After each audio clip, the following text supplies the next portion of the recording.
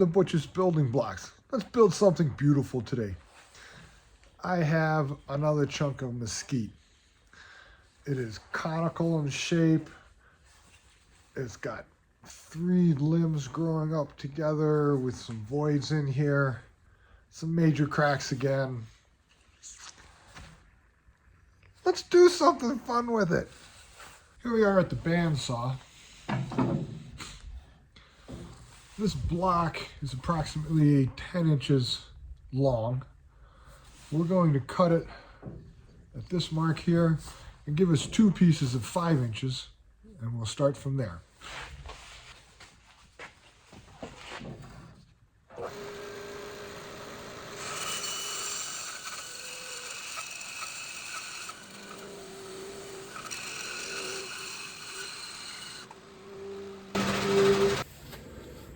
We are going to start by cutting this side off and this side off to make our piece of mesquite a little more usable.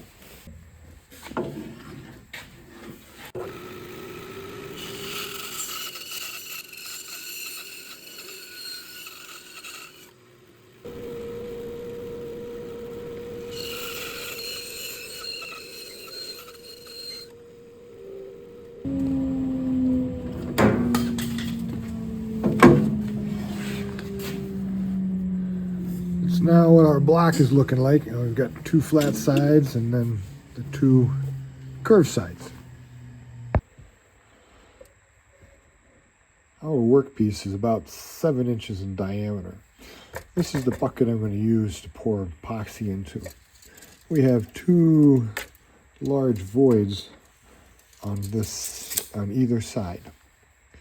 Let's fill them with some really colorful wood and give our bowl a striped appearance on these 2 sides and a solid appearance on the other 2. On either side of our bucket is a void, as we saw before. I've picked out these pieces of wood to fill that void. We have bloodwood, cherry, babinga, cherry, and padauk. And this is a piece of mesquite. So you can see that these colors contrast a little bit, but aren't significantly different. So I'm going to glue all 5 of these pieces up into a nice flat piece along with the other section, and then we'll insert them into the bucket with the larger piece of mesquite.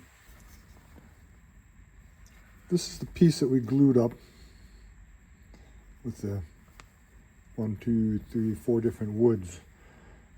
And this is going to fit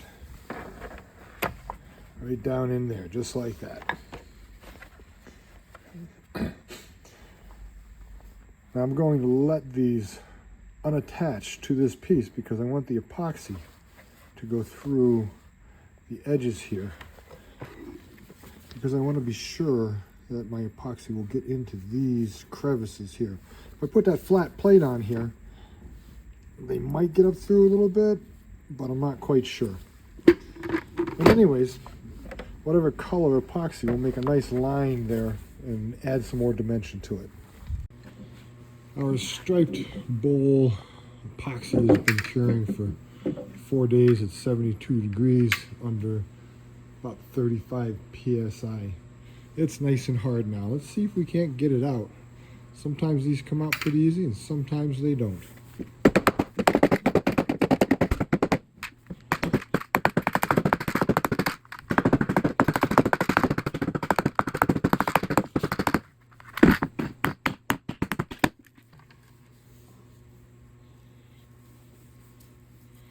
And that's what it looks like when it comes out.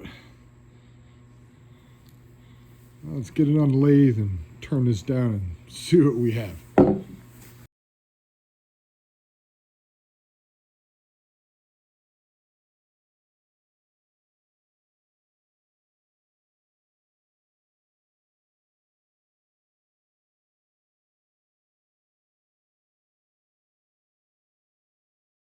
Part of my groove for my chuck to grab a hold of the bowl bottom. Kind of gave it a little bit of a shape here, not finished, not sure. And then I carved the top down just to get rid of some of the voids. This is what it's looking like so far. I like the blue lines in there, the blue checks. The color pattern there looks nice. All right, it's time to flip this around and get ready to hollow out the center. I piloted a 1 3/4 inch hole in the center of the bowl just to make clearing it out a bit easier.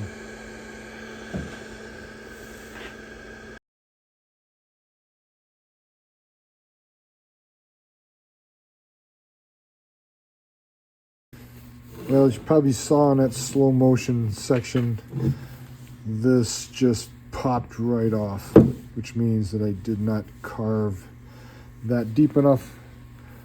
So now I'm going to have to go and put some screws into it. Something I really didn't want to do, but I guess I don't have much choice now. Okay, so I tried to put my screw plate on the back here, and it wasn't working. It kept twisting and turning, and one side was higher and one side was lower, so I said to heck with it. Went to what's referred to as the top of the bowl, got some deck screws on my plate and screwed it in. It's not bad. There's a little bit of a wobble to it, which I knew I was going to have. I'll just square it off and redo the bottom side. There's not much I can do. Guess this is a case of I wasn't sure if this was deep enough, so I didn't go deep enough. And now it's going to cost me everything I tried to save.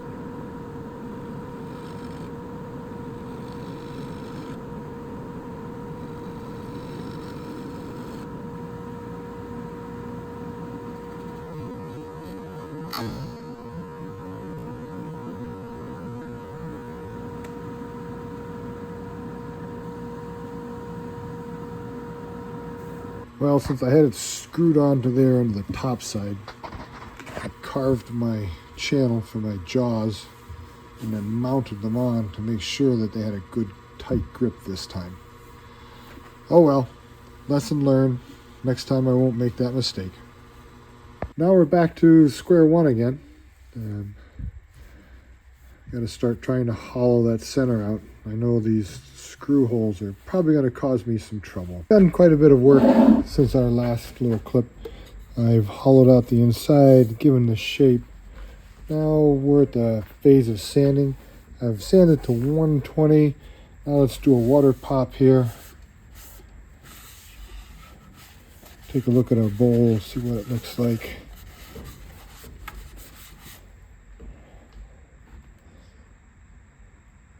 Looking pretty interesting. I'll continue sanding for a while, and then when we get to the point of putting the finish on, I'll film that section. The bowl has now been sanded to 1000 grit because of the epoxy on the outside. Let's apply a little mineral oil and beeswax and see what it comes out like.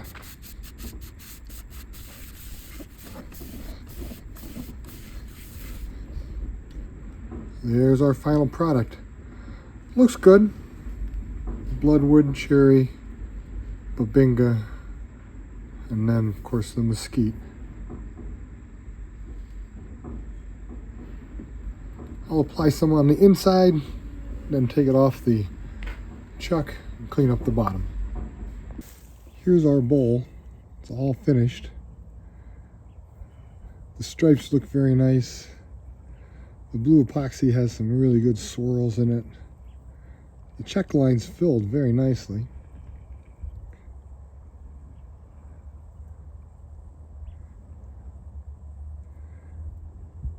All in all, I'd say it's a very nice bowl.